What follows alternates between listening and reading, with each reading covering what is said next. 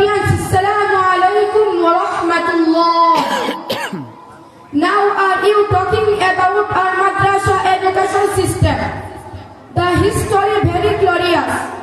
The need for madrasa education was filled by our Prophet Hazrat Muhammad sallallahu alaihi wasallam, when the Holy Quran was revealed to him. The subject of teaching of the Quran, the Hadith, Bangla, English, and the responsibility of two Muslim.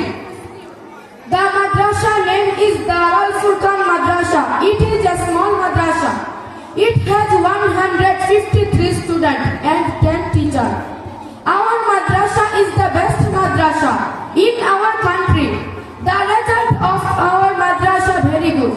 I am proud to reading madrasa, make I learn many things and to be great personally. So I personally request all guardian visit our madrasa and then admit your children madrasa. Assalamu alaikum wa